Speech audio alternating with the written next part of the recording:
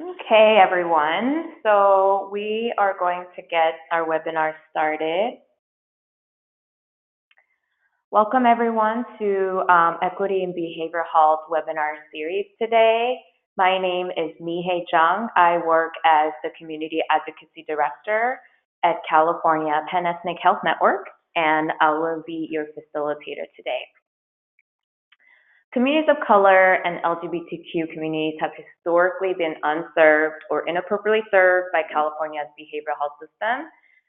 And we created this webinar series because we're really hoping that everyone that's here today can learn more about the mechanics of our mental health systems and the substance use treatment and prevention programs and strategies to reduce mental health disparities among communities of color and ways to get involved in policy advocacy opportunities so that California's public mental health systems can truly serve all people. So we're really excited to have you with us today, and we have great speakers lined up. So welcome. Next slide. Okay, so before we get started, I'm gonna do a little bit of housekeeping. We're gonna do a sound check, so please raise your hand if you can hear me.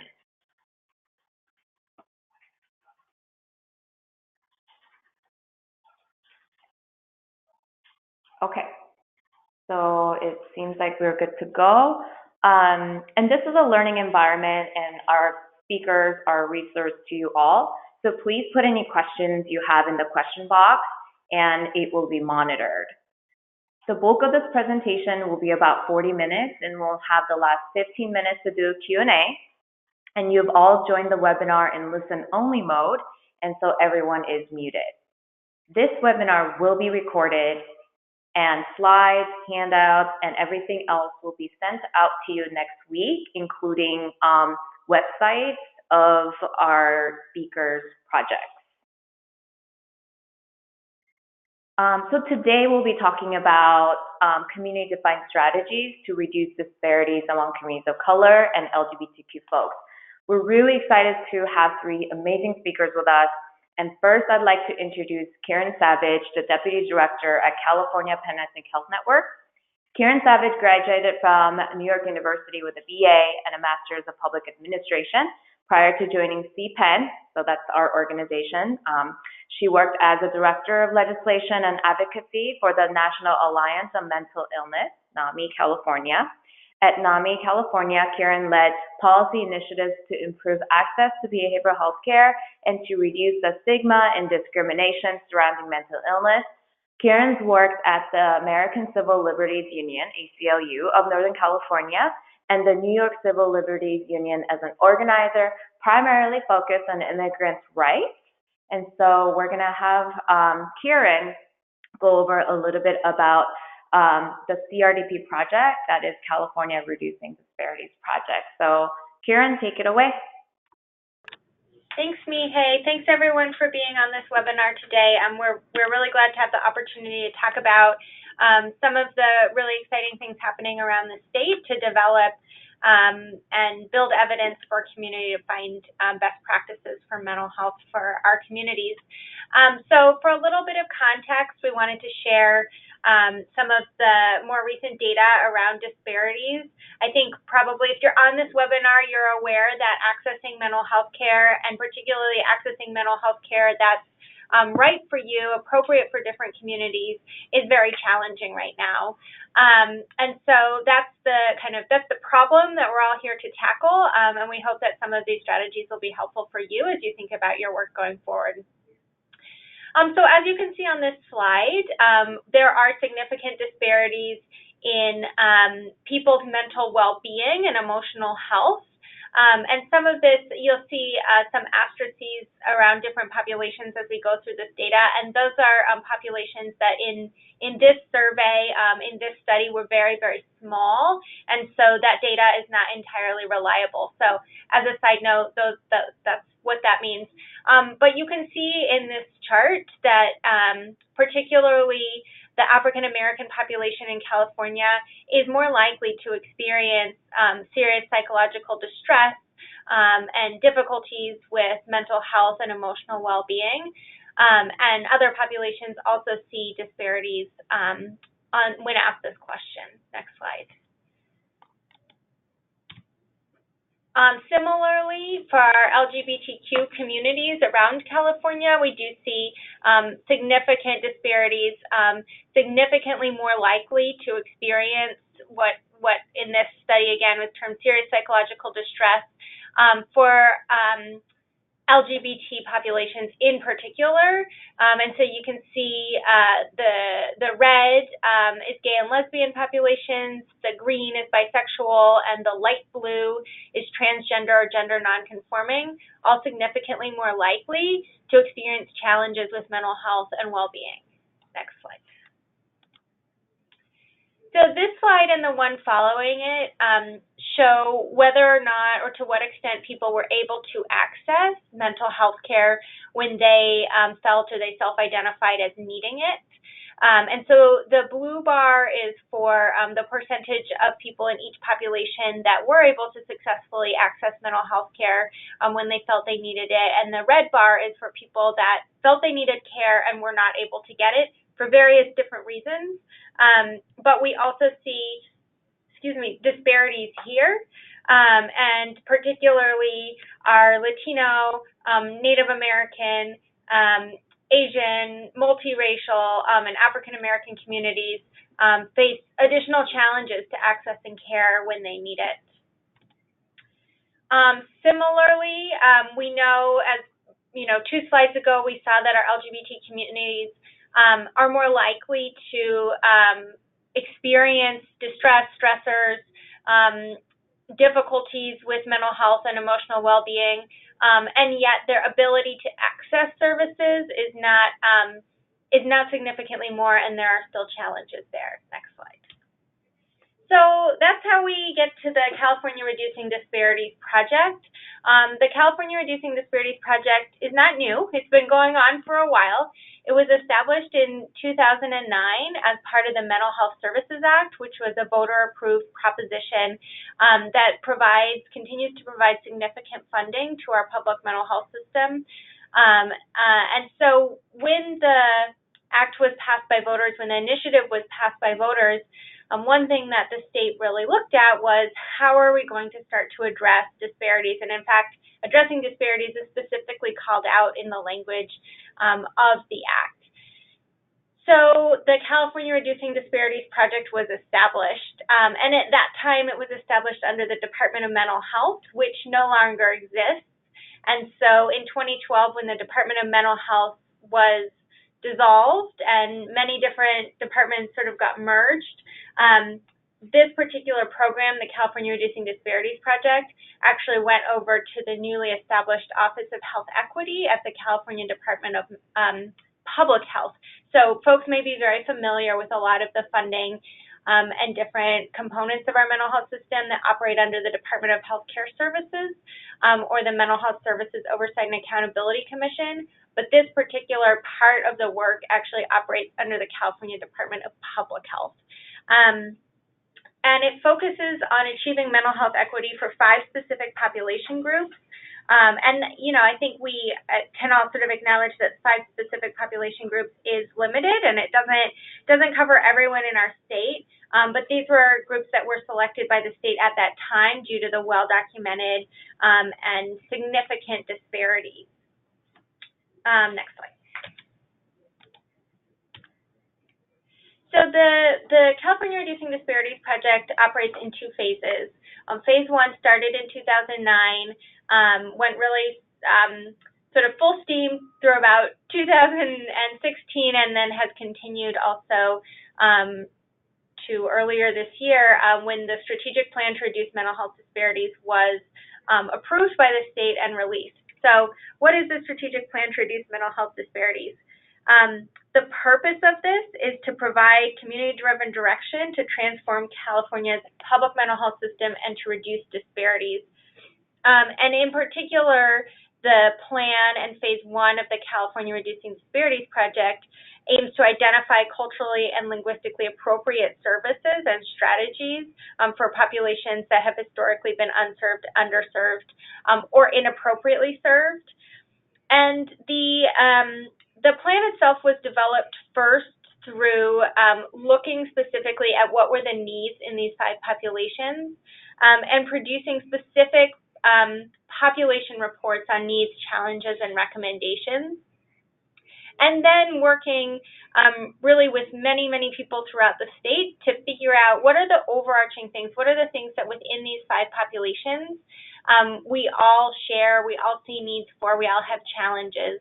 And sort of synthesizing the different findings for the specific populations into a plan for the state to really take action. A lot of the plan is directed at state agencies and policy changes that they should make. And so it was really thinking about what are the needs that we see and what are the policy changes that could help us as we move along as a state, and what are the policy changes that could help us to reduce disparities and increase equity. And the strategic plan, CPEN's role was to be the facilitator and writer, but it really was a large community effort. Next slide. So this shows you the population reports that were done for the African American community, Asian Pacific Islander communities, Latino communities, LGBTQ, and Native American communities. Each developed a report that was specific to their communities, and these reports are available from the Office of Health Equity. Next slide.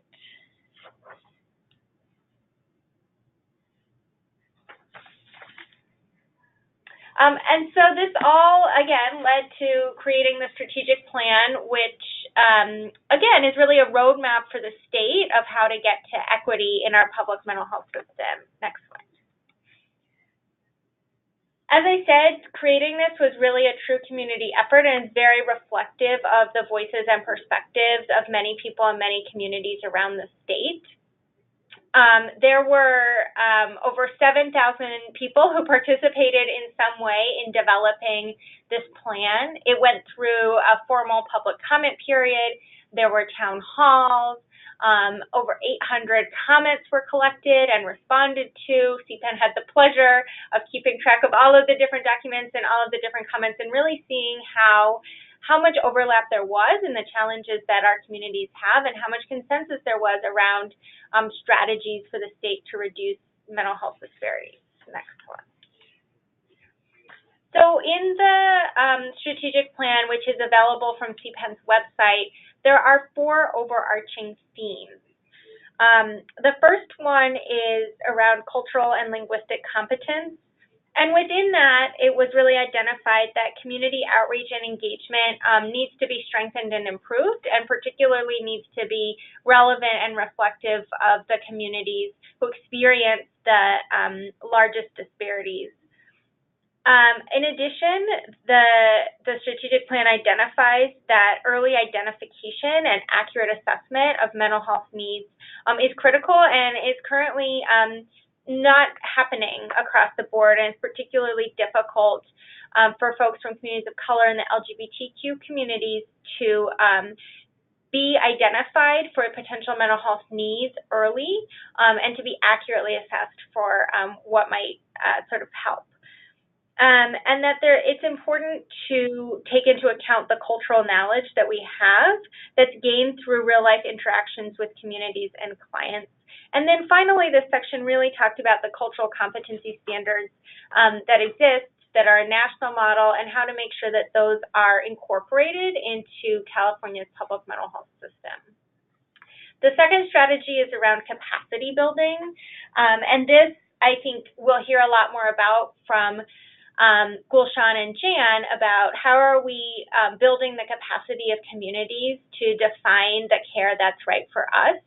And so this includes outreach and engagement, leadership development, importantly, community participation in decision-making, which I want to highlight because the Mental Health Services Act is supposed to be nothing about us without us, and so really thinking about how do we equip communities with the tools to participate in these processes so that the decisions can accurately reflect our needs.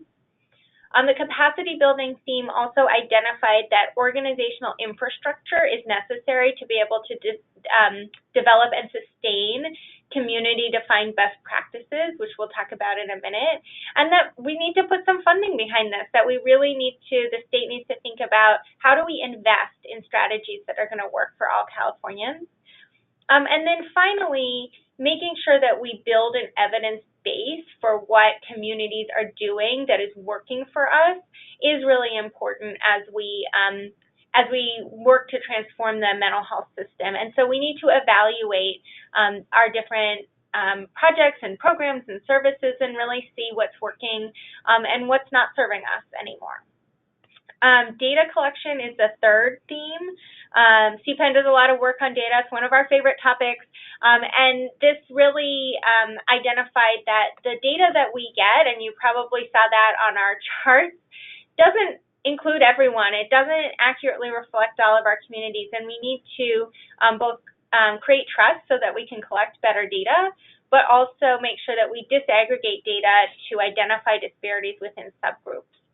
And in particular, there's been a lot of work on how we collect data on sexual orientation and gender identity, which has historically not been done at all, and created a layer of invisibility for communities. And so that's really important that we develop and standardize those measures so we can accurately reflect communities, in addition to race, ethnicity, language, and age data, that it continues to be important. And then the final strategy, the fourth strategy, is around the social environmental determinants of health and mental health, because we know that what happens in a clinic, what happens with a provider, isn't going to completely determine our mental health, and that there are factors in our communities and that have to do with the health and well-being of our communities that really significantly impact our well-being, and that many of these factors, whether it's education, employment, poverty, or safe streets, clean water, clean air, that these really tend to have a disparate impact on communities of color, as well as LGBT communities. And so in order to make improvement and reduce disparities, we need to be identifying these determinants and addressing them. So again, all of these go into much more depth in the actual plan, which we will provide a link for after the webinar. Next slide. So that was all of that. Thank you for all those recommendations. Having 7,000 people participate, that was really phase 1 of the CRDP. And we are now in phase 2, which is about building community-defined evidence for culturally specific practices. And this was really designed to take what are the recommendations from communities that were synthesized in the strategic plan, how do we implement those?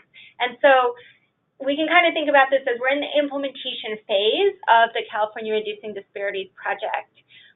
This phase, phase 2, focuses on demonstrating the effectiveness of population-specific mental health interventions, which Jan and Gulshan will share with you some examples of and some things they're working on. Through this phase, the state has invested the bulk of funds that were allocated to the CRDP in funding 35 nonprofit organizations who are conducting and evaluating, again, population-specific programs in order to demonstrate the effectiveness of having those kinds of programs that the community comes up with and defines and builds the evidence for. And I would just say, like, some of these are new things, but a lot of them are not new. A lot of them are cultural practices and other things that communities have been relying on and finding effective for a long time, but have never been documented, or the evidence of their success has not been documented in a way that has enabled them to be sustained and be integrated into the mental health or even the healthcare system. And so the CRDP is really aiming to build that evidence base and use that to transform how we deliver care both throughout our mental health system and our healthcare system in California. Next slide.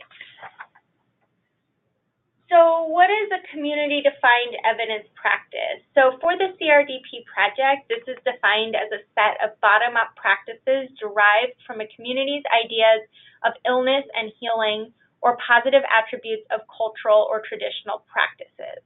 And as I mentioned, these are not necessarily new. They didn't necessarily get sort of invented when the project started in 2016. Many of them have been used for a long time by specific populations, and communities have said these help us. These are resonating with us. This includes a range of culturally tailored treatment approaches and support, and again, it really is practices that are not necessarily recognized or funded by the public mental health system. So as I mentioned, we're going to hear two examples of those now. So I'm going to give it back to Mihai to make some more introductions. Thank you, Kieran. That's really helpful to learn kind of the basics of the CRDP project. And so yeah, thank you. And next, we're really excited to have Jan. And Jan Hefner brings her 40 years of experience in business and nonprofit management and volunteering into her current position as the Executive Director of the Center for Sexuality and Gender Diversity in Bakersfield, California. During her 25-year career in advertising and marketing, she was active in creating services and support for persons living with HIV/AIDS. In 1991, she became the founding chairperson of the Kern County Ryan White HIV/AIDS Consortium. And because of her efforts, as well as for her strong advocacy on behalf of Bakersfield's LGBTQ+ community, Jan was presented with the 2015 Wendy Wayne Lifetime Achievement Award for exemplary ethical behavior by California State University Bakersfield's Kegley Institute of Ethics. The Wendy Wayne Award honors those who demonstrate strong personal values as well as commitment to serving our community's most vulnerable. So Jan, thank you, and take it away. Thank you so much, Mihai. My name is Jan, and my pronouns are she, her, and hers. And we've got a brief presentation. Mihai, is that going to be shown? Or do I just need to kind of talk? There we go. Thank you so much. We are located in Bakersfield, which is in Kern County, California. We are definitely a red county from a political standpoint. And our organization, I'll talk more about our organization later. Let's go to the next slide, please. Within the California Reducing Disparities Project, we serve the LGBTQ+ population hub. And we've estimated, using the best numbers we can that come out of the Williams Institute at UCLA, we're estimating that 37,000 LGBTQ+ persons are living in Kern County. We have a real mix of rural and urban areas. Again, with the Williams Institute estimates, we estimate that there's 16,000 bisexual plus individuals, 15,000 lesbian and gay, and about 3,000 transgender individuals in our community. And we are expanding our services to serve all of the county, but we look at our entire county as our area of influence. Next slide, please. The implementation pilot project, CDEP, which is the community-defined evidence practice that Kieran spoke of earlier, is safe space. For this, with this funding, we created a new program and services for our local population, and that is called the RISE program, and that stands for, of course, as you can see, reducing isolation through support and empowerment. And I will mention briefly that through that program, when we created it, we identified both the trans and the bi+ populations as the segments of the LGBTQ plus community that were most in need of directed services to help overcome their mental health issues or to help prevent them. And it was interesting to see the CHIST slide from 2016 sort of corroborating what we already knew. We had decided to identify and call out those particular segments just because of our own personal experience and understanding that they were vastly under supported even within the LGBTQ plus community. And we also, though, have services in this program that reach the general LGBTQ plus community as well as the wider community of Bakersfield and Kern County. Next slide, please. The components of our overall RISE program are shown here on this slide. One of our components, and it's the big one, are support workshops. Those support workshops allow people to explore their identity and orientation among supportive friends. Hi, Michael. Are you there? Fine, wrong line, Ann.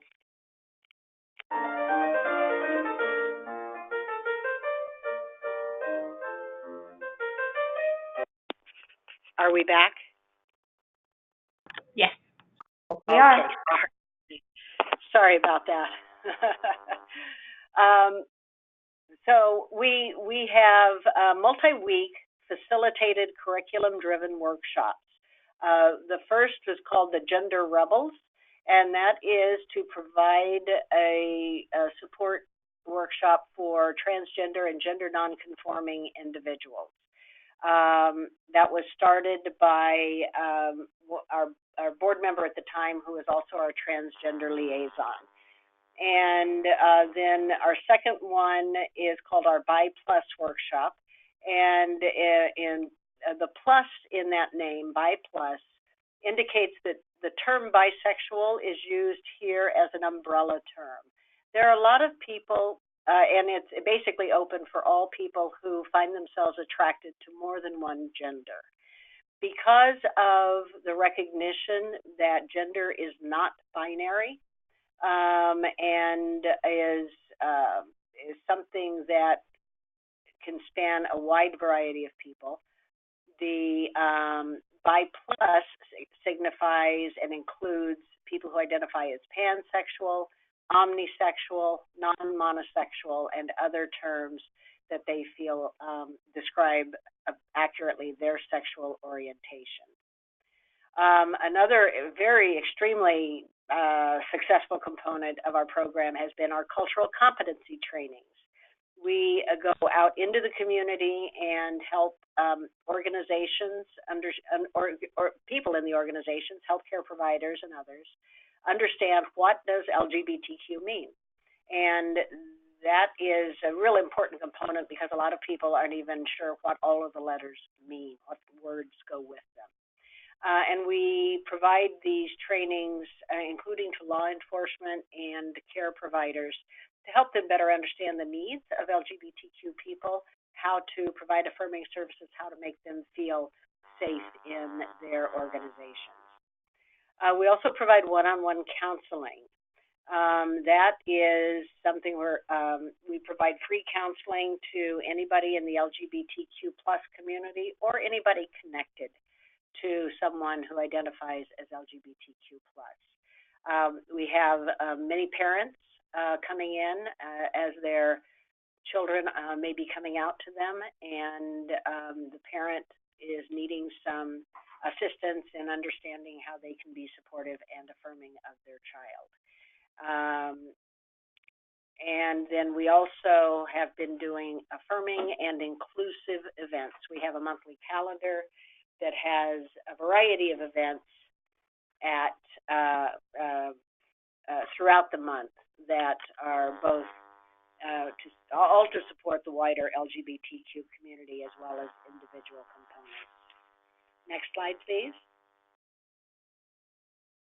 A little more about our organization. We were founded in 2011, and we were originally known as the Gay and Lesbian Center of Bakersfield.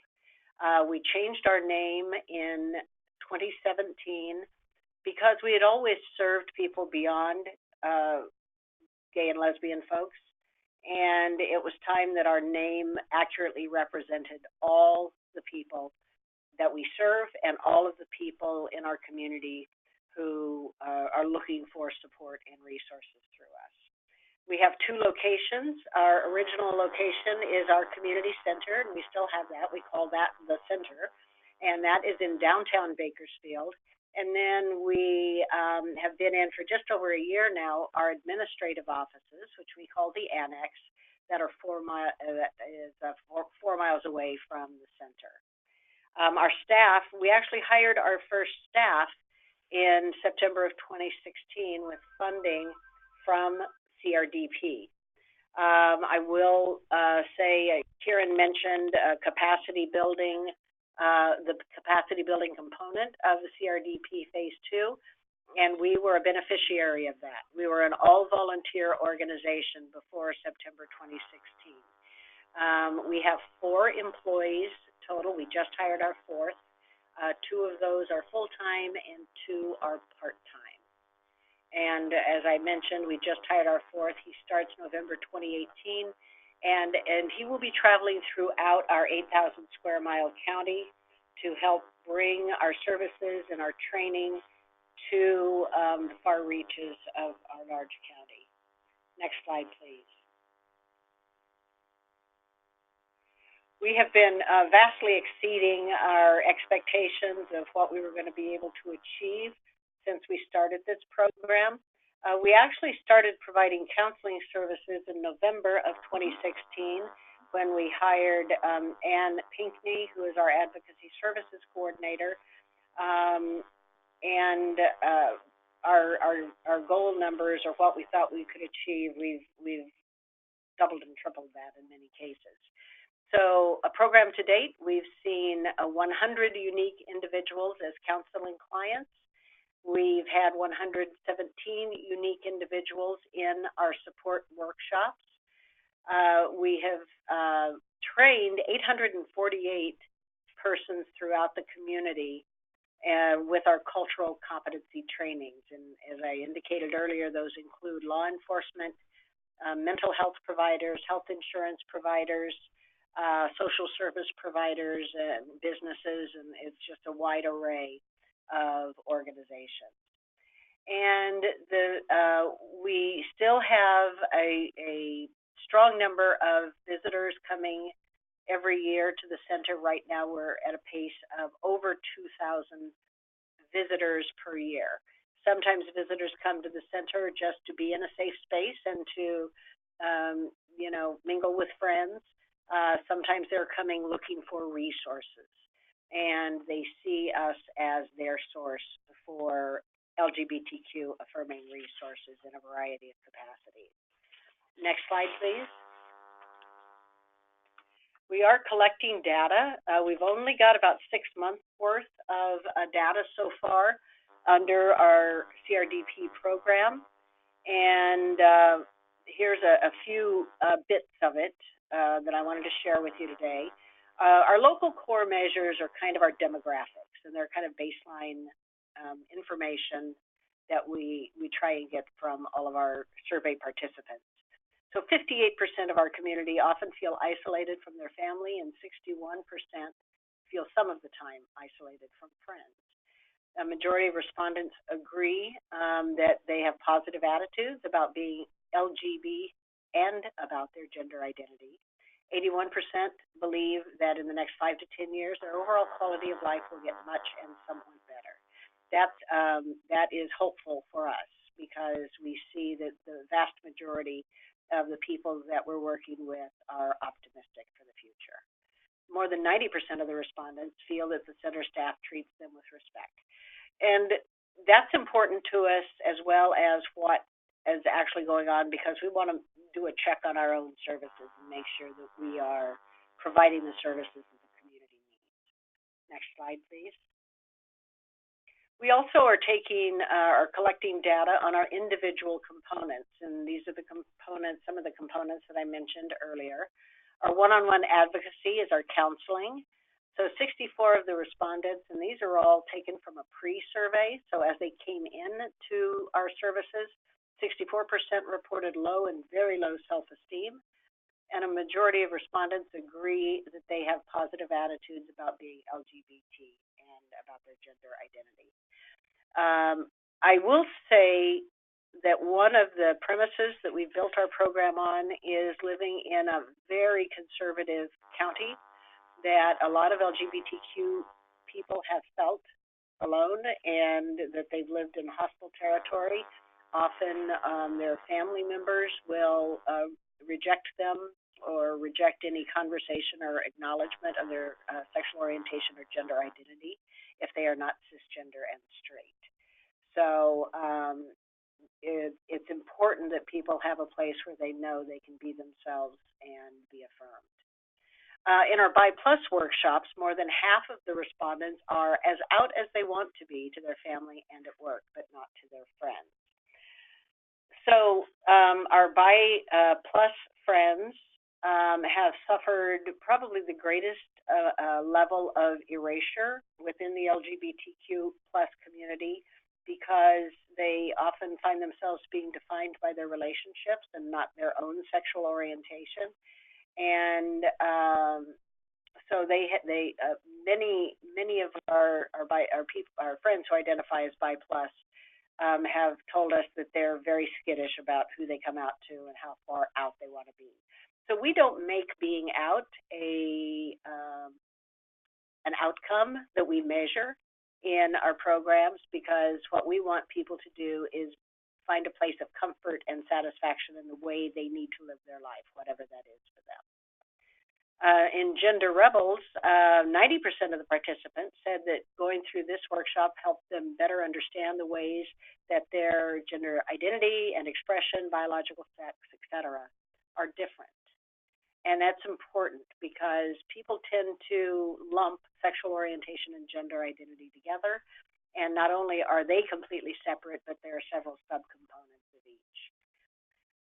In our LGBTQ outreach, this is the training that we do within our own community to help educate LGB people, lesbian, gay, or LG people, actually, lesbian and gay people, about bisexual plus individuals and transgender individuals, because there is a great lack of understanding and knowledge even among our lesbian and gay brothers and sisters.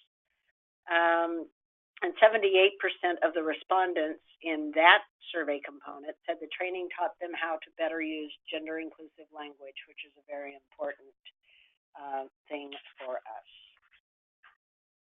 Next slide.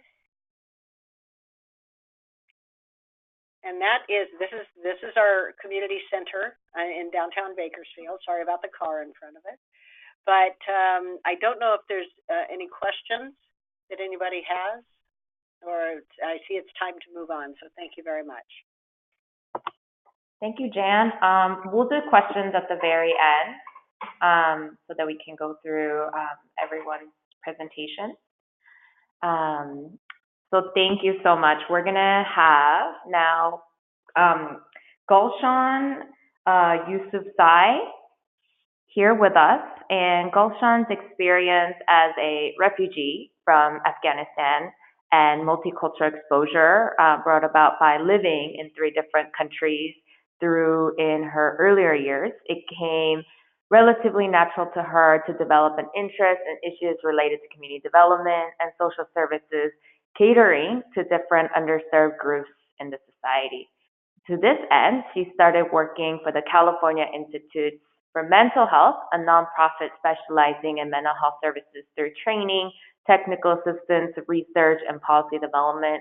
She eventually moved on as a deputy director of the California Network of Mental Health Clients, a statewide nonprofit focusing on advocacy and program development for the mental health consumer community.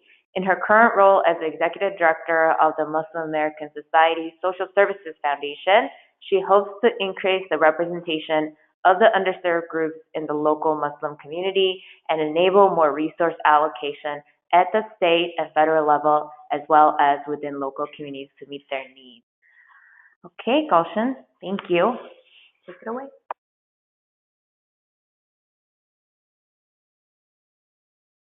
Thank you. Are you able to hear me? Yep, we can hear you. All right, wonderful. Thank you so much, and thank you, CPEN, for this opportunity to be part of this wonderful webinar. I do have to apologize. I do not have a PowerPoint. I just spoke to Karen. I think it was yesterday, Karen, sorry. So I will go ahead and do my best to speak slowly and present our IPP project. All right, so I've been in mental health since about 2004, and as I was introduced, it just came about naturally given my personal experience as a client and as well as just being a refugee and then living here for the most part of my life and seeing how the community, Middle Eastern South Asian community, how they have progressed and how they are living in the US. In terms of the current agency that I work at, Muslim American Society Social Services Foundation, it started in May of 2007 for the purpose of, we saw that community members saw that there are a lot of families who were having lots of issues and rates in marriage, rather divorce was going up. Lots of family issues were occurring, and so although there are many religious centers, in fact about 14 to 20 just around Sacramento, families were still having issues. So 20 community members got together, opened up Mass SSF in 2007 to help families have the opportunity to seek help, to allow community members to be able to show that it's okay to go outside of your family to ask for help. It's been volunteer run from 2007 until 2016 when we were funded the CBP capacity building project, part of this effort of phase 2. And then soon after that in 2017, March, we were awarded the IPP award for 5 years to be able to develop our CDAP. So, like I said, we're the only nonprofit in California, in Sacramento, and I think in California that serves the Middle Eastern, South Asian Muslim community. And we're focused on this community because really nobody else is really serving this community. And we're hoping that through our CDAP, we're able to help families seek for help and access care. Our mission is to focus on the Muslim community, but of course our service is open to all. We have 4 programs within NASSF. The peer counseling program, which I will talk about shortly. This is focused on all families, all individuals 18 and up. Then we have Al-Afia for seniors, which is focused on our seniors to reduce isolation and depression. We also have what's called an Amala Youth Hope Line, which is a hotline, a warm line focused on the youth of our community to be able to call 5 nights a week. Again, all volunteer run counselors who are available 5 nights a week from 6 to 10 p.m. to talk to youth.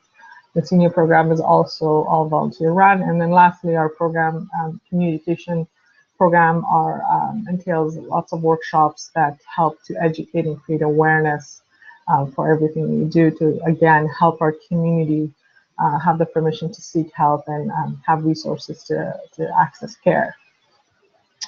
And we do, like I said, we serve the Middle Eastern, South Asian, and when I say that, that's a very wide big community consisting of many countries, many cultures, many languages.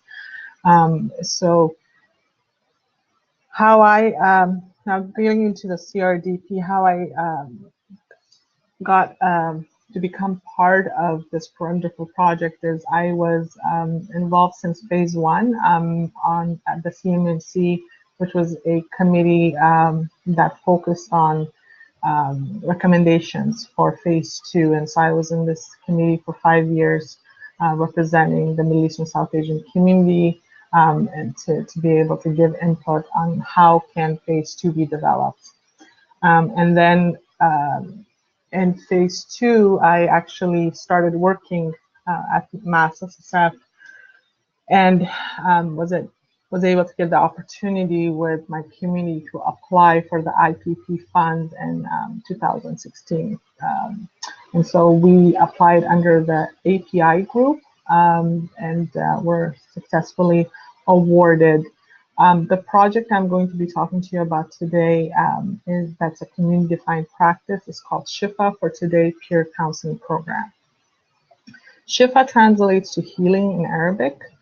So it's Healing for Today Peer Counseling Program.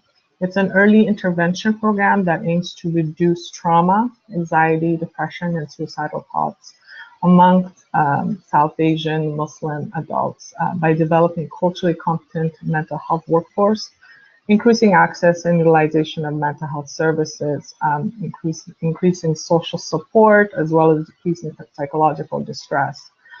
South Asian community trace their ancestry to Afghanistan, Bangladesh, Bhutan, India, Iran, Maldives, Nepal, Pakistan, and Sri Lanka. Like I said earlier, we serve the Middle Eastern and South Asian communities. So Middle Eastern is mostly Arabic, Arabic language, whether they're Muslim or not, and South Asian are, I guess the easiest way to put it is non-Arabic languages. But for this particular project, for this CDAP, we are focusing on just the SAM's South Asian population. And the languages we're hoping to serve are Urdu, Dari, and Pashto, which basically are a few of the South Asian languages. All right, so in terms of what are we doing here for our IPP, we are developing a workforce of peer counselors who go through pre-counseling training, and after that, we are would like to have them take the Shifa for Today training. The difference would be that the Shifa for Today would add on the cultural and spiritual and linguistic along with other training that is needed for our peer counselors to be able to provide counseling to our community members. And so part of our program is to recruit community members who have had the experience of trauma and as a peer from our community, have them go through the 80 to 90 hour peer counseling training, the certification training that is available. And then from there, then we are currently developing the Shifa for Today training curriculum. And so we will have those community members also go through the Shifa for Today training, and while we're doing that, we will be having focus groups to be able to get input from our peer counselors to be able to see how are they taking in the information, and after that, we will have those peer counselors actually take in clients from the community, and we will, while we're doing this, part of evaluation is actually to develop this curriculum, and our evaluation, local evaluation is being done through the Stanford University Muslim Mental Health Lab. And we're working with them throughout the 5 years to be able to collect enough evidence to show OHI, the Department of Public Health, that this is a practice that works for our community, and this is something that our community can reach out to and feel comfortable enough, know that we're, there's confidentiality, there's trust, and seek help, while our peer counselors are able to go ahead and provide them not only the skills of peer counseling, but also doing that with the different languages that exist in our community, along with understanding their cultural needs, given all the ethnicities that exist in the South Asian community, and also the spiritual aspect of it. Islam is the religion that connects all these communities, And Islam basically is a way of life. And so while it is a religion, it is also a way of life. And so many times, individuals will feel comforted and trust our, a counselor who's able to at least understand what the real meaning behind that religion is, and be able to know, the client will know that there's comfort in that your counselor is able to understand the religion. And if needed, if the client expresses a need for resources or anything that would comfort them from the religion, then our counselors are all going to be also trained on what to be able to provide. It is very important for us that while we respect the religion of our community, we also want to focus on providing peer counseling, but be able to have the capacity, the ability as an agency to have counselors who are able to understand the needs that are more spiritual, but also to be able to interpret them correctly. So for that reason, we are working with the mosques in the community, and specifically imams, which are religious leaders who are able to guide us to provide that in a more accurate way.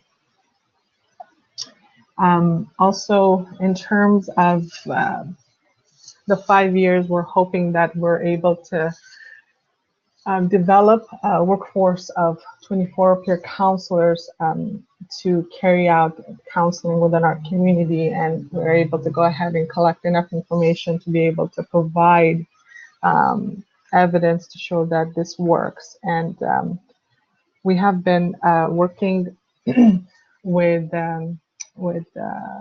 we've been involved with CDEP through phase 1, and we are looking forward to continue to work in the phase 2 to be able to carry out this project and be part of the CRDP program.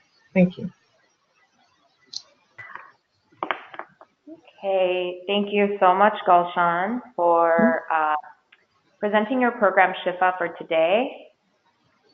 And thank you, Jan, for presenting your program. So we're now going to start the Q&A process. So if folks have any questions about the speakers' programs, or really, generally the CRDP process, please put it in the question box. But we have a couple of questions here with us, and the first question is for Kieran. So the CRDP project, the strategic plan, how can a county government use a roadmap to reduce disparities? Yeah, thanks, Mihai. So I think there's quite a few recommendations that pertain to counties, and for folks that don't know, counties bear a significant amount of responsibility and receive a significant amount of the funding for mental health services to provide services as the safety net providers in California. And so the strategic plan really focuses on how do we adopt some of the standards, some of the national standards, they're called class standards, in our county-operated mental health programs. So things about how do we ensure that we have interpreters and train people and provide sort of the appropriate care for people. So there's aspects around that. And then I think the other piece that's really important is thinking about how do we increase and strengthen the partnerships between counties and between community-based organizations such as the two that we just heard about, because we know from our communities that there are organizations that provide these services and that are trusted in the community because they're part of the community, and that really our organizations should be a fundamental part of our mental health system, both the county-operated parts and the other parts. And so how do we kind of build those relationships? I think a lot of this is about building the relationships to be able to sustain these really exciting projects that Jan and Gulshan described, as well as the other 33 projects. And so one of the biggest recommendations for counties to think about is looking at what are the projects that are happening in your area and what are the successes. I think we heard some great examples of the successes, and then how do we take these programs and maintain their sort of ability to operate as community-based programs, but also integrate them into our mental health system. That's great. So it would be a way that we can make these programs and elevate them and sustain them, right? Yes. Great. Well, thank you. And another question we have here is for Jan.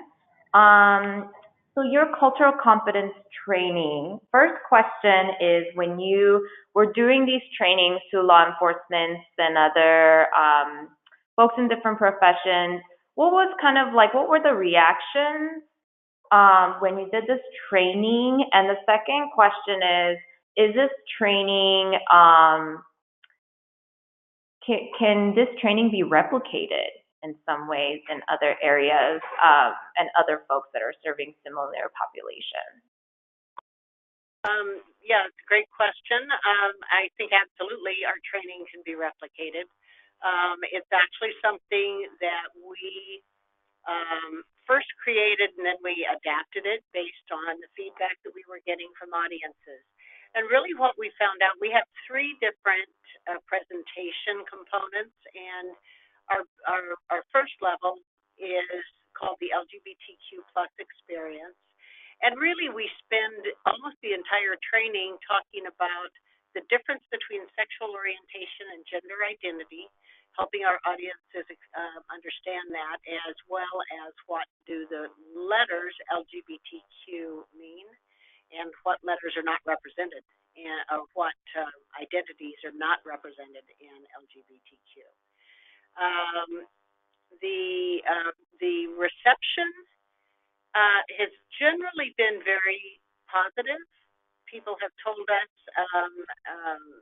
and on our surveys that are not included in our evaluation program, have told us that people have learned a lot and they understand after our presentation the differences between sexual orientation and gender identities. We've always had, almost always, not always, but often, we've had a few skeptics or a few people who sort of sit in the presentation with their arms crossed and don't really seem to be receptive to what we're talking about.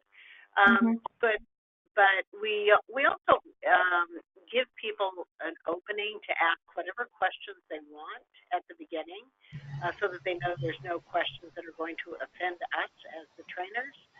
And generally, it's been received very well. Our law enforcement trainings have been very, very positive. We have a strong relationship with our chief of police here, and who has included us in all of their community building activities, as well as training all of their academy recruits. And so we there's only been a couple of times where we've had people sit with the arms crossed and rolling their eyes while we're talking.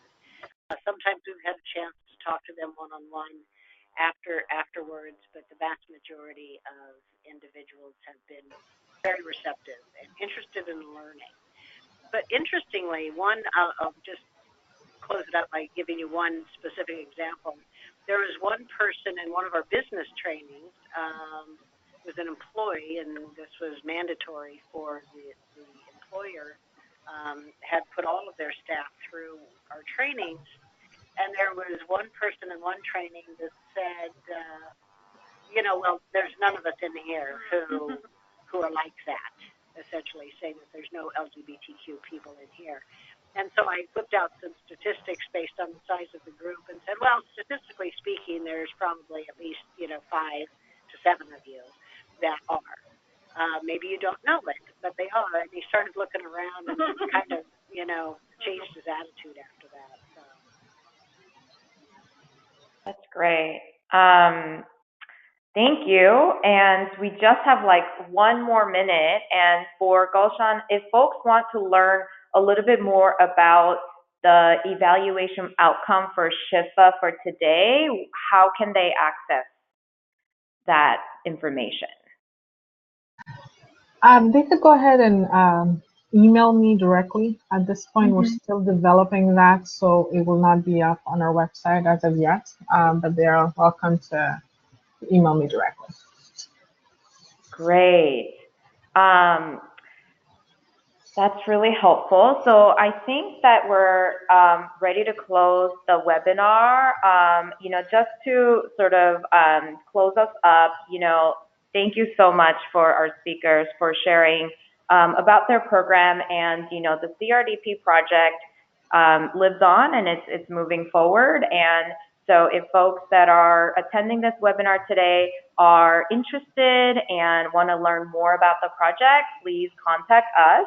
And, we have a couple more webinars that are coming up, and especially the last webinar that's happening on December 6th, we're going to talk about policy strategies and other advocacy opportunities to reduce disparities. And so I think that would be a really relevant work to, continue advocating to end disparities in communities of color.